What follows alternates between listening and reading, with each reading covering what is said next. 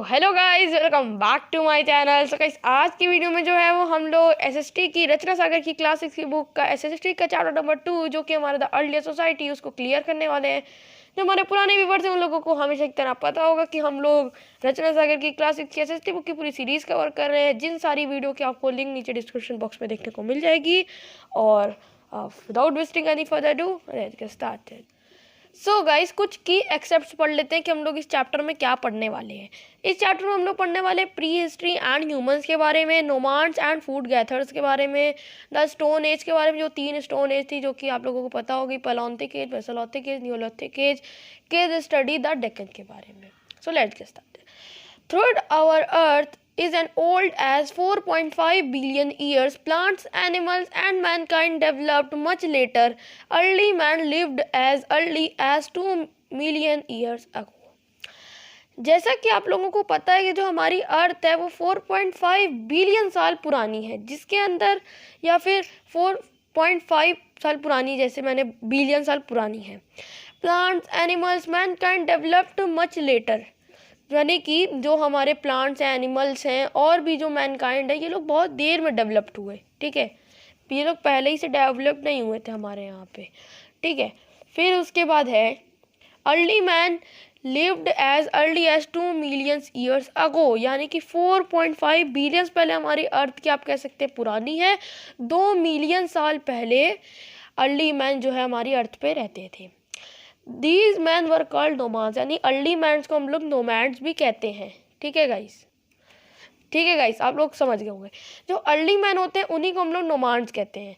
They moved from place to place, hunting wild animals, fish, birds, and gathering foods, roots, nuts, seeds, and leaves. It is because of their lifestyle, and they were called hunters and food gatherers.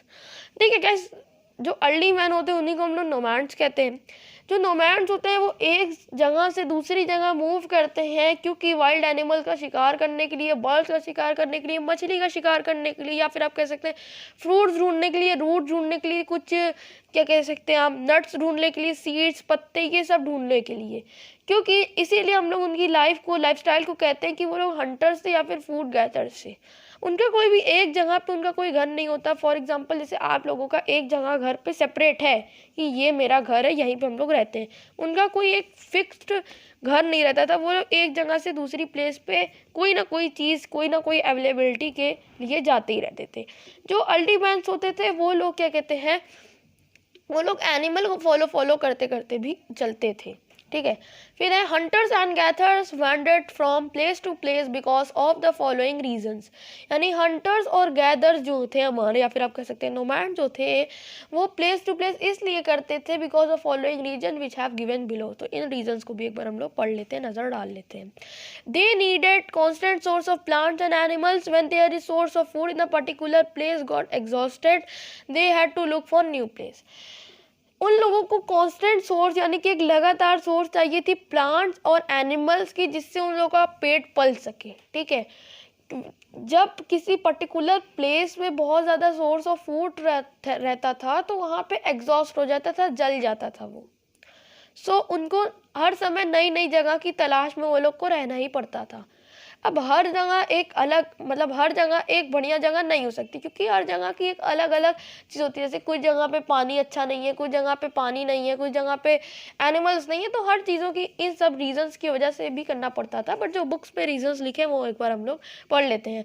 फिर है many plants and trees bears fruits in a particular season, so early man moved seasonally in search of food.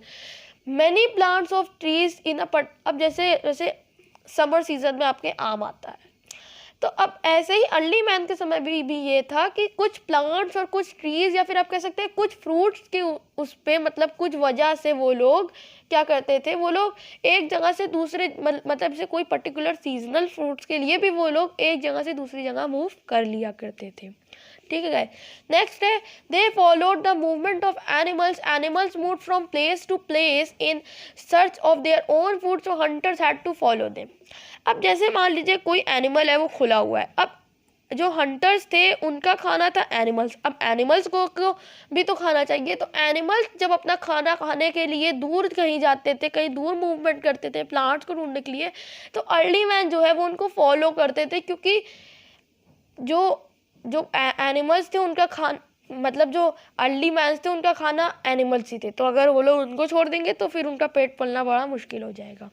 फिर है search for water also force them to move from one place to another, यानी कि अब मैंने जैसे कि आपको बताया कि हर प्लेस, हर जगह, हर मुताबिक हर अवेलेबिलिटी नहीं प्रोवाइड कर सकती, तो पानी की भी वजह से सर्च ऑफ वाटर उनको अपनी जगह को एक दूसरी मतलब जगह पे चेंज करना पड़ता था। अब बढ़ते हैं हम लोग नेक्स्ट टॉपिक। तो हमारा नेक्स्ट टॉपिक है गाइस, वो है हमारा the stone as.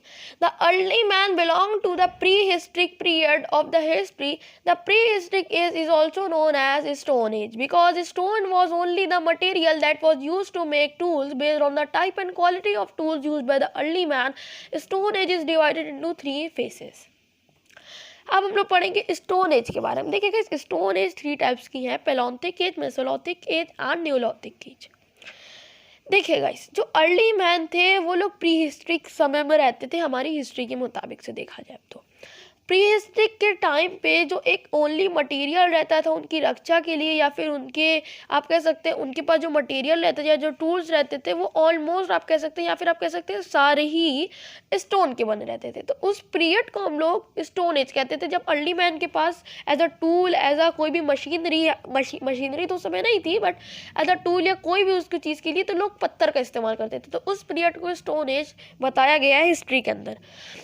Stone as जो है वो बहुत ज़्यादा तरीके से वेरी करी। अब जैसे 3 टाइप की जो स्टोन एज में 3 डिफरेंस हो गए। स्टोन एज के 3 पार्ट्स होते हैं, paleolithic, mesolithic, neolithic. Paleolithic age के अंदर गाइस, ये मैं थोड़ा आपको ऐसे ही मैं आपको समरी बता दे रहा हूँ पैलियोलिथिक एज की। सो गाइस यहाँ तो मैंने आपको बस समरी बताई कि पैलियोलिथिक एज जो गाइस होता था वो एक क्या कह सकते हैं आप, जैसे मतलब स्टोन एज का फर्स्ट पीरियड था, उसको हम लोग ओल्ड स्टोन एज भी कहते हैं, क्योंकि उस समय के जो स्टोन या फिर टूल्स रहते थे बड़े, जैसे आप कह सकते हैं ना, जैसे स्टोन की भी क्वालिटीज़ होती हैं। एक स्टोन होता है 1 मारा टूट गया, एक होता है 2 मारा तब टूटा, एक होता है 3 मारा तब टूटा। तो आप एग्जाम्पल्स को पैलियोलिथिक, मेसोलिथिक, न्यूलिथिक से आप ले लीजिए। आगे हम लोग पढ़ने ही वाले हैं, अभी हम लोग इसको डिस्कस करते हैं। Because stone age was only the material that was used to make tools, यानी स्टोन ही एक ऐसा मटेरियल था उस जमाने में जिससे हम लोग टूल्स को बनाते थे या फिर मैन्युफैक्चर करते थे। Based on the type and quality of the tools used by the early man, stone as divided into 3 phase, यानी ये क्वालिटी और टाइप के आधार पे इनको स्टोन एज को 3 पार्ट्स में डिवाइड करा गया है, Palaeolithic, Mesolithic and neolithic as पे। ठीक है गाइस, अब बढ़ते हैं पैलियोलिथिक एज पे हम लोग। Palaeolithic age, the term palaeolithic comes from the two Greek words palaeo means old and lithos means stones. जो पैलियोलिथिक नाम है वो आया है 2 ग्रीक वर्ड से, जो कि है पैलो माने होता है ओल्ड और लिथोस माने होता है स्टोन ग्रीक में। ठीक है, ये इंडिया वाली भाषा में या इंग्लिश में नहीं, ग्रीक में इसको कहते हैं। तो मतलब कि ओल्ड स्टोन आप कह सकते हैं। ठीक है गाइस, आप कह सकते हैं ओल्ड स्टोन। सो गाइस, अब हम लोग आते हैं पैलियोलिथिक एज की तरफ। The term palaeolithic comes from 2 Greek words called palaeo means old and lithos meaning stone. जो पैलियोलिथिक वर्ड है ये 2 ग्रीक वर्ड से मिलकर आया है। पैलो मीन्स होता है ओल्ड और लिथोस मीन होता है स्टोन। ठीक है, और the Palaeolithic period extended from 2 million years ago about 1200 years ago. हाँ गाइस, तो जो इसका मतलब है वो है जो पैलियोलिथिक पीरियड है वो एक्सटेंड 2 मिलियन साल पहले से 1200 ईयर्स अगो तक। During this period the early man used crude unpolished stone tools, thus the period is called the old stone as. जब गाइस ये जो पीरियड था, यानी जो पैलियोलिथिक एज या फिर आप कह सकते हैं पैलियोलिथिक पीरियड था, इस पीरियड के अंदर जो अर्ली मैन थे वो लोग क्रूड यानी कि आप कह सकते हैं खरदरा या फिर अनपॉलिश्ड स्टोन टूल्स को यूज़ करते थे, तभी इस पीरियड को हम लोग ओल्ड स्टोन एज भी कहते हैं। नेक्स्ट पैरा या फिर आप कह सकते हैं जो हमारा नेक्स्ट टॉपिक है वो है टूल्स यानी कि औजार। तो अब आते हैं, the early man used a variety of stone tools. Initially these stone tools were heavy, crude and unpolished. जो अर्ली मैन होते थे वो वैरायटी ऑफ स्टोन टूल्स को यूज़ करते थे, ये बात सही है, या फिर आप कह सकते हैं इनिशियली ये जो स्टोन्स के टूल्स थे ये हैवी थे, क्रूड थे और अनपॉलिश्ड थे। Most of them were made of flint, a stone that chips early यानी कि उसमें से ज़्यादा कर जो है वो फ्लिंट के बने रहते थे, स्टोन जो होता है chips early. He did not have a experience to give shape and polish the stone tools, यानी कि उनके पास भी कोई एक्सपीरियंस नहीं था किसी भी टूल को शेप देने का या फिर पॉलिश करने का। However man has always been a creative and innovative learner, यानी कि जो हमारे मैन है या फिर जो मैन को हमेशा कहा जाता है नहीं, मैन हमेशा से ही एक क्रिएटिव और इनोवेटिव लर्नर थे, यानी वो लोग सीख सीख के लर्न करते थे। So during the long stretch of palaeolithic period there was a defined improvement in the quality of tools. Third, the archaeological further subdivided palaeolithic period into lower middle upper palaeolithic age, यानी कि देखिए जैसे कि हर चीज़ का एक development होता है। हमारे इंडिया का ही बहुत अच्छा डेवलपमेंट हुआ है, पहले हमारा इंडिया उतना अच्छा नहीं था, फिर और अच्छा होता जाए, मतलब हर चीज़ का एक ना एक डेवलपमेंट होता रहता है।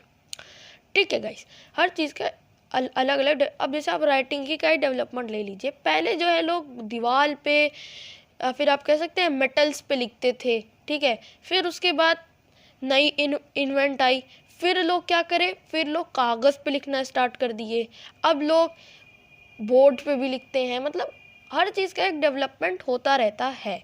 पहले आप जैसे आप डेवलपमेंट ले लीजिए, खत जैसे भेजते थे, सबसे पहले कबूतर लेके जाता था, फिर जो घोड़सवार टाइप का आता था वो, फिर डाकिया, अब ईमेल आ गया है, ठीक है। अब ईमेल आ गया, अब सब लोग ईमेल करते हैं एक दूसरे को, तो ये सब एक इम्प्रूवमेंट होते हैं।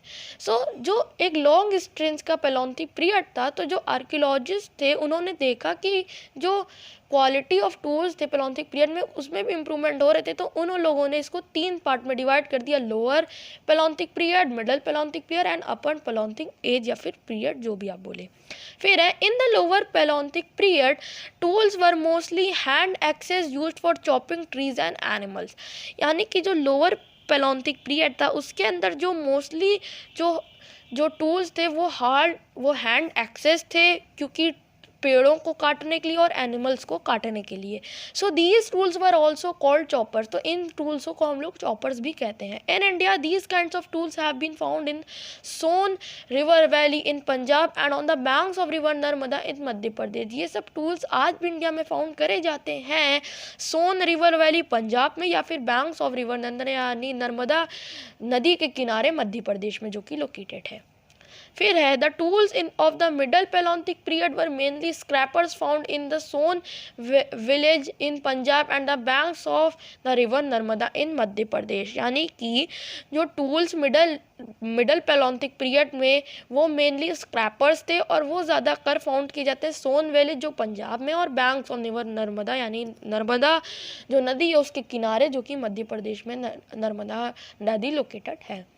The tools of the upper palaeolithic period were mainly blades, यानी कि जो अपर पैलोलिथिक पीरियड था उसके जो मतलब जो उसके पैलोलिथिक पीरियड पर जो टूल्स थे वो ब्लेड्स थे, यानी बहुत ज़्यादा आप कह सकते हैं शार्प थे ब्लेड्स, ठीक है।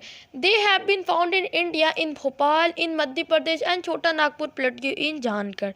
ये जो मतलब जो अपर पैलोलिथिक पीरियड के जो थे, मतलब जो ब्लेड्स टाइप के जो हमारे टूल्स बनते थे वो आज भी इंडिया में फाउंड करे जाते हैं भोपाल में, भोपाल जो मध्य प्रदेश में है, और छोटा नागपुर प्लेट्यू जो कि झारखंड में हमारा है, ठीक है। अब नेक्स्ट टॉपिक पे बढ़ते हैं। So यहाँ है many Paleolithic tools have been found in India from the sites like Mirzapur Uttar Pradesh, Bhimbetka Madhya Pradesh. अब गाइस यहाँ पे देखिए, यहाँ पे थोड़ा बुक में मिसप्रिंट हो गया है तो यहाँ पे सही से नहीं बता पा रहे हैं, तो इसको हम लोग रहने देते हैं और आगे बढ़ते हैं। And Kurnool Andhra Pradesh, Kurnool in Andhra Pradesh and archaeologists have found traces of ash indicating the use of fire by our prehistoric man. देखिए मैनी पैलोलिथिक टूल जो है, बहुत सारे पैलोलिथिक टूल जो है इंडिया के अदर साइड पे भी पाए जाते हैं, जैसे मिर्ज़ापुर जो कि उत्तर प्रदेश में है, भीमबेटका जो कि मध्य प्रदेश में है, इधर एक नई मतलब ये मिसप्रिंट हो गया है, कुरनूल जो आंध्र प्रदेश में है, कुरनूल इन आंध्र प्रदेश।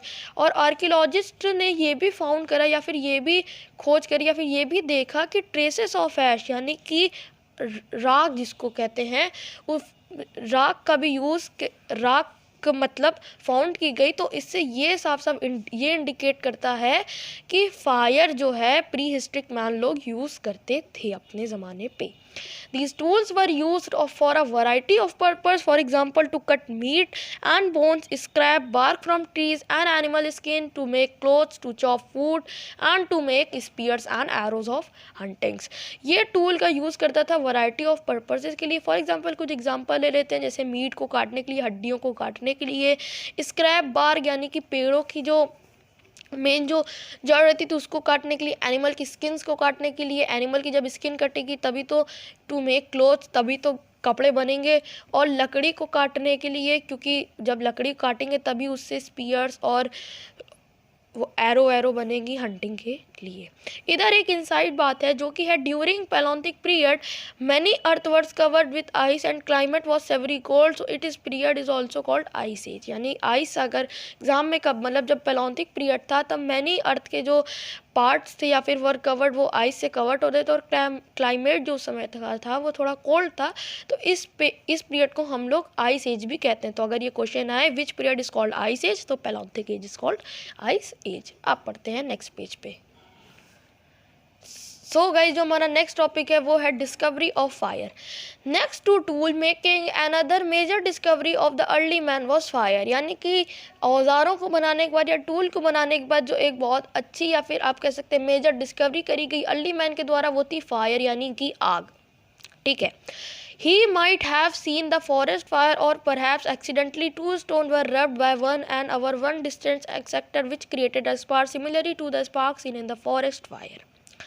यानी कि आप लोगों ने ये देखा होगा कि फॉरेस्ट फायर में परहैप्स एक्सीडेंटली कभी दो स्टोन को जब रब किया जाता है तो उसके रब होने से फार डिस्टेंस से जो एक स्पार्क जो एक spark which created a spark, जो स्पार्क क्रिएट होती है similarly to the spark seen in the forest fire, क्योंकि वही स्पार्क जो है वो फॉरेस्ट फायर में देखी गई है या देखी जाती है.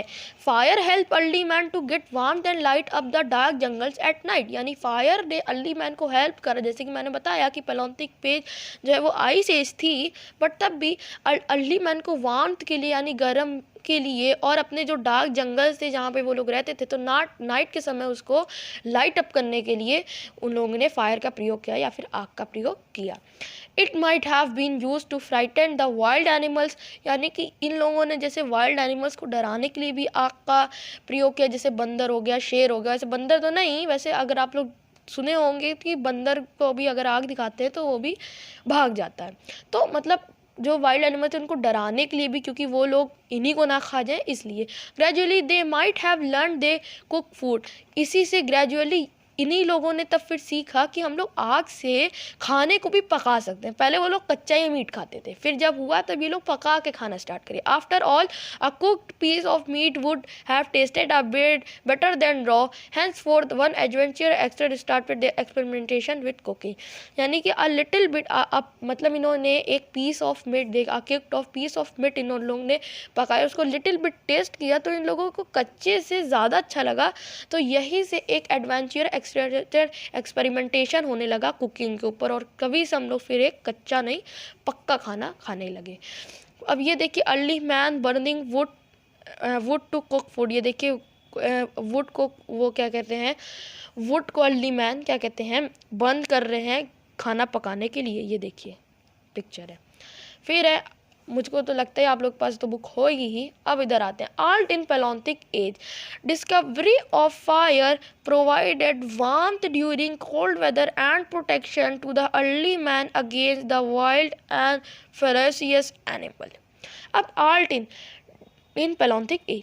डिस्कवरी फायर जो है वो अर्ली मैन को प्रोवाइड करने लगी वार्म ड्यूरिंग कोल्ड वेदर, और प्रोटेक्ट करने लगी अर्ली मैन को वाइल्ड एनिमल से या फिर कह सकते हैं फिरोसियस एनिमल से जो उन्हीं को हार्म कर सकते हैं या उन्हीं को खा सकते हैं, अर्ली मैन को खा सकते हैं.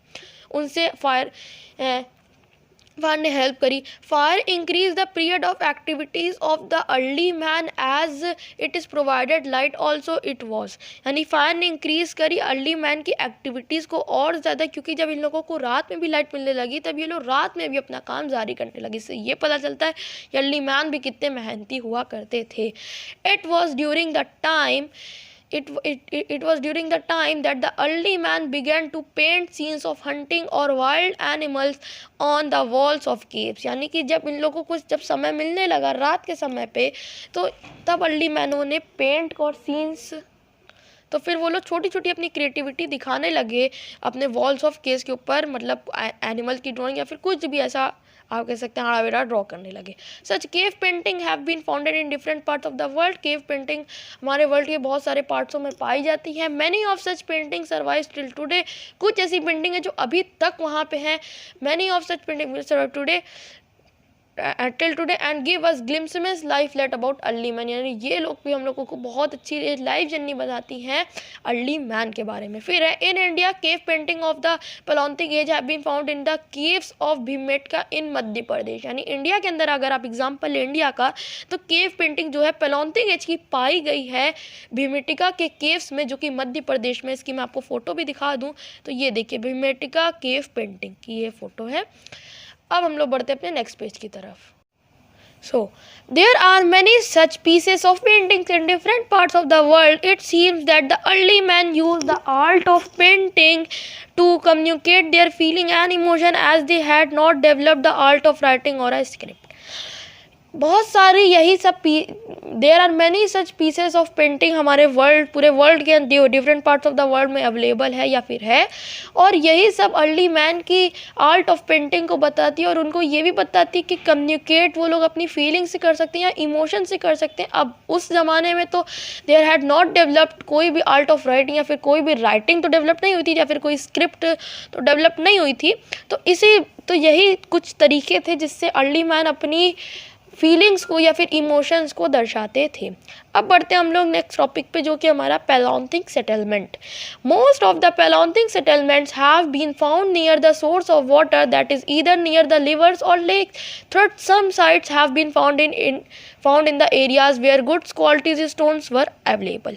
यानी कि पैलियोलिथिक सेटलमेंट्स पे अगर देखा जाए तो ज़्यादातर जो सेटलमेंट्स फाउंड की जाती हैं वो पानी के किनारे या फिर वहाँ पे फाउंड करी जाती हैं या फिर उसके पास फाउंड करी जाती है जहाँ पे सोर्स ऑफ वाटर हो.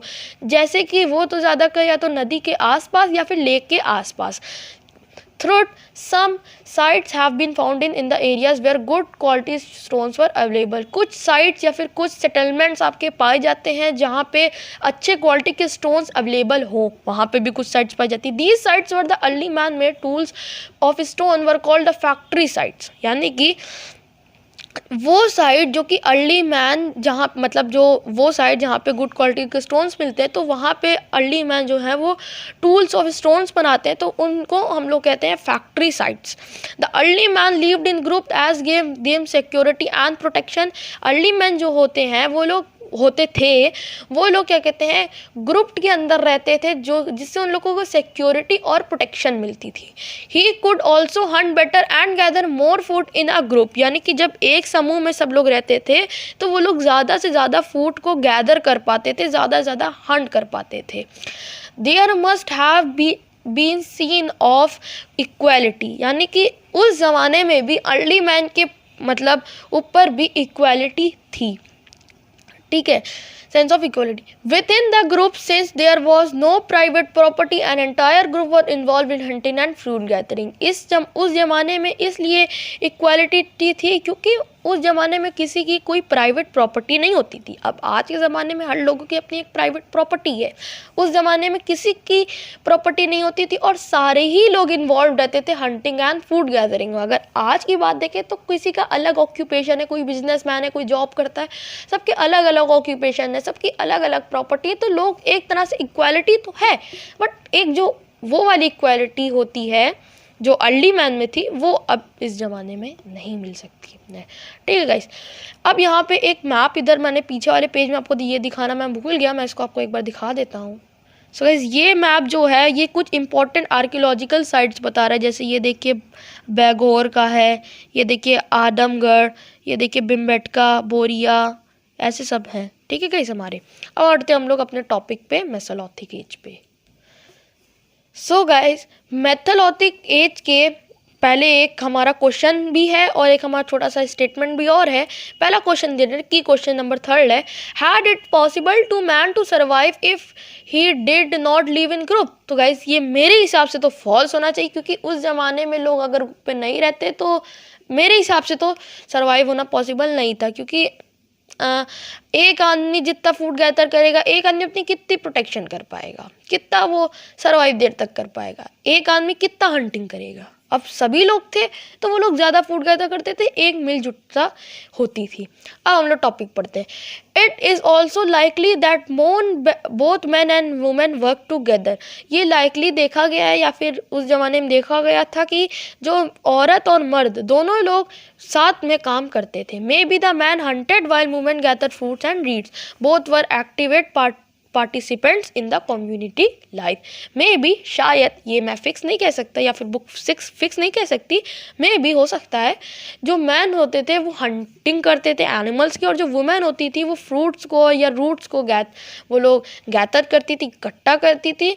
बट और यही और बोथ जो दोनों लोग थे, मैन हो या वुमेन, वो लोग एक एक्टिव पार्टिसिपेंट थे उनकी कम्युनिटी लाइफ में। ठीक है, अब बढ़ते हैं मेसोलिथिक एज की तरफ। द मेसोलिथिक एज और a middle stone age considers with important changes in the climate of the world. यानी जो मेसोलिथिक एज है या फिर जिसको हम मिडल स्टोन एज भी कहते हैं, वो इम्पॉर्टेंट चेंजेस लाई थी हमारे क्लाइमेट ऑफ द अर्थ या फिर क्लाइमेट ऑफ द वर्ल्ड में। Around 12,000 years ago till about 10,000 years ago, the world has become relatively a warmer place। यानी कि जो हमारा वर्ल्ड है वो एक रिलेटिवली गर्म जगह या फिर गर्म प्लेस बन रही है। Grassland developed in many areas and the number of animals that survived on grass like deer, goat, sheep and cattle increase. यानी कि मेसोलिथिक पीरियड एक अलग ही रिवॉल्यूशन लेकर आया था हमारे अर्थ पे। क्यों उस ज़माने में तब फिर गर्मी हमारे जो क्या कहते हैं हमारे जो वर्ल्ड में थी वो आने लगी थी, ज़्यादा आ रही थी, जिससे ग्रासलैंड जो है बहुत सारे एरिया में डेवलप्ड हो रहे थे। फिर जब ग्रासलैंड आ गए तो जो नंबर ऑफ एनिमल्स थे जो घास पे जीते थे, जो ग्रास पे सर्वाइव करते थे, जैसे डियर हो गए, गोट हो गए, शीप हो गए, कैटल हो गए, ये इन लोग की वॉल्यूम इंक्रीज हो गई थी। ठीक है, अब हमारा जो नेक्स्ट टॉपिक है वो हमारा tools in middle stone age. Tools in the middle stone age और the mesolithic age, man learn to make smaller, sharper and more efficient tool called microliths. यानी कि मिडल स्टोन एज के अंदर या फिर हम मेसोलिथिक एज के अंदर जो मैन थे वो लोग स्मॉलर, छोटे और शार्पर, थोड़े धारदार और ज़्यादा अच्छे टूल्स बनाने लगे थे, जिनको हम लोग माइक्रोलिथ्स कहते हैं।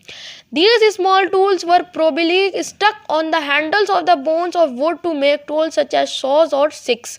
यानी कि ये जो छोटे छोटे स्मॉल टूल्स इनको स्टक्स किया जाता था हैंडल ऑफ बोन या फिर हड्डी के उस पे, या फिर लकड़ी के या फिर वुड के जो स्टिक्स थे उनके ऊपर इनको करा जाता, सच एज कॉल सॉज और sickles. Early man was creative enough to devise different techniques for making stone tool. जो अर्ली मैन थे वो क्रिएटिव थे, अलग अलग तरीके से अलग अलग टेक्निक से वो लोग स्टोन टूल्स बनाते थे।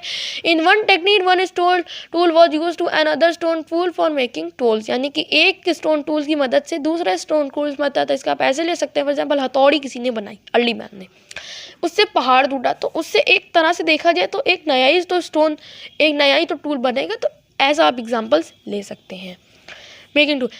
फिर है one stone was use as a hammer on the second stone to make tools. यानी कि एज अ स्टोन वो हैमर यूज हो सकता है दूसरे स्टोन टूल्स को बनाने के लिए। जैसे मैंने आपको दो एग्जांपल्स बताए, एक मैंने अपने तरीके से और एक बुक के तरीके से। Another technique was when a stone was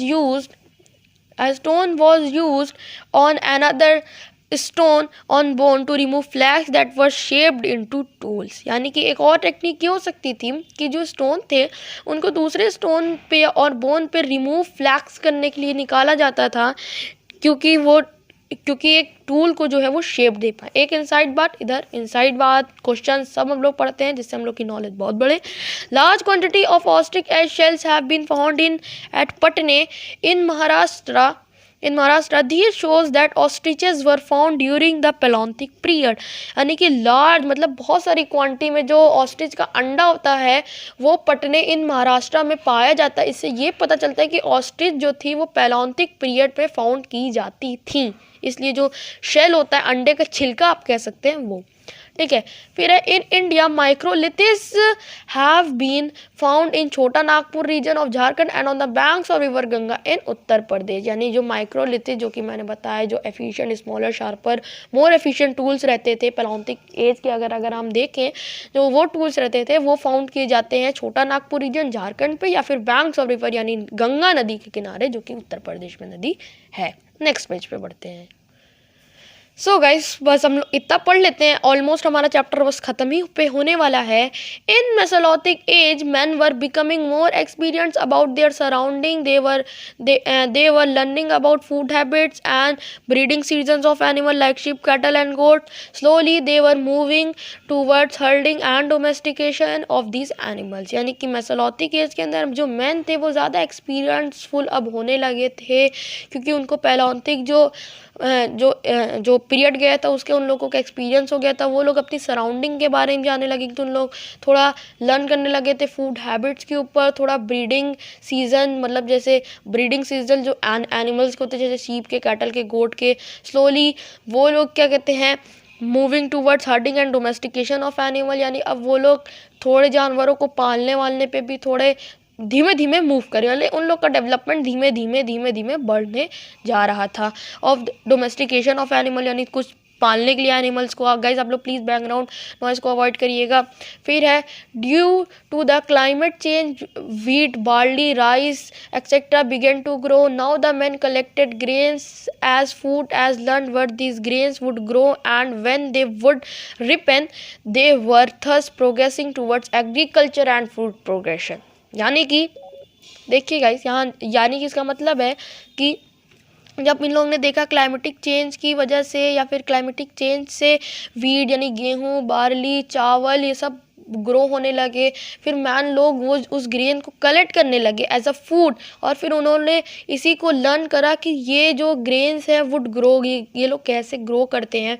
and when they would ripen, जब वो लोग को कटाई हुई, जब काटा गया, they were thus and progressing towards agriculture and food progression. इसी तरीके से जो अर्ली मैन का था वो एग्रीकल्चर लाइफ में या फिर फूड प्रोडक्शन में उनका आगे वो लोग बढ़ने लगे।